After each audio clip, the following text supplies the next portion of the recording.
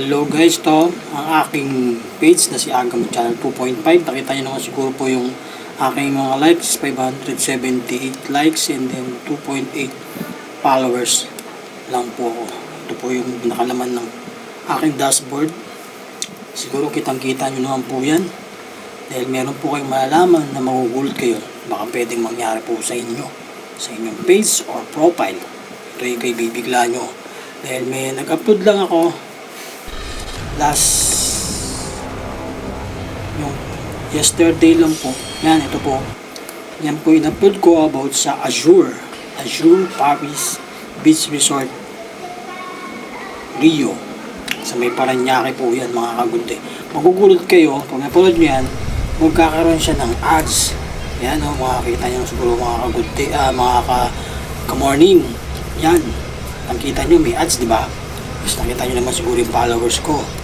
2,800 plus lang po. And then yung likes 578. Di ba malinaw pa sa malinaw po yan sa sabaw ng pusit na may ads.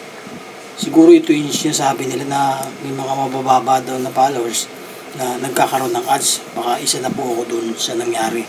Or baka ito ay glitch lang. Kasi ngayon lang umaga po itong nakita ko, nag-play po ako sa ibang account. Nakita ko po yan. Kaya naisip ko, ginawan ko ng content. And then yan, para at least, kung sino po makaka-experience niyan, itong nangyayaring yan, na may ads kahit wala pa kayong 5K o iba, na-unlock yung stay months. Yun, mga kagunti. Nakita nyo naman, di ba? Kitang-kita naman yan. Diba, haba pa. Nakailang palit pa ng ads yan, mga kagutin. Hindi ko na lang siya nakuhaan. Yan. Latest upload ko lang po yan about dun sa aking sister na nag-staycation sa Paranaque. And then, yan, nangyari po yan. Na-upload ko. Bago ko in-upload muna sa Facebook, sa YouTube channel ko muna mauuna palagi. Yun. Kaya nagulat ako. Pagdating sa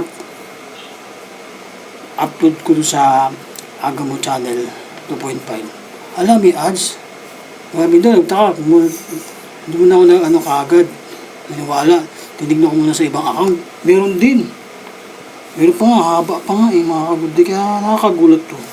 Dahil ako, hindi ko naman na-expect na magkakaroon ng ads yan. Kasi ang inaasahan ko, yung isa kong profile lang, kasi nga, na mataas na yung followers na malapit na mag 7,000. Ito, 2,800 plus kulang yan. Pero may ads na.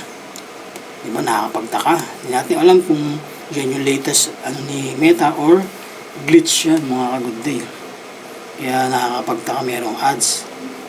Diba, hindi siya natatanggal. Mawawala lang siya pagkatapos na yung video. Pero pag siya naumpisa mo yan, may iba naman na account pag nanood, gumagana yung ads niya. Katulad kanina, yung gamit ko sa cellphone, ibang account naman yun. Pinanood ko yung kay Agamo Channel 2.5. Ganun, may ads din. Sabi ko na, ba't ganun?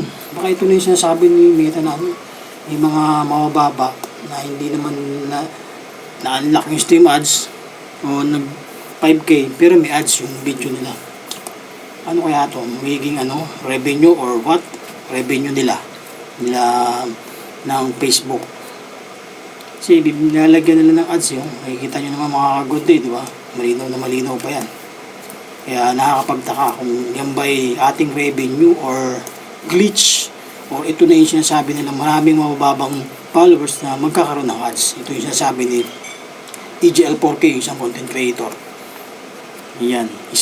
Baka isa na ako na nabiyayaan nun. Sana, biyaya ito pagpasok ng 2024. Ayan mga kagundi, di ba? Kita nyo naman may ads. Di ba? Napakaino. Sana mga kagundi, huwag mo kalimutan page na si Agamo Channel 2.5.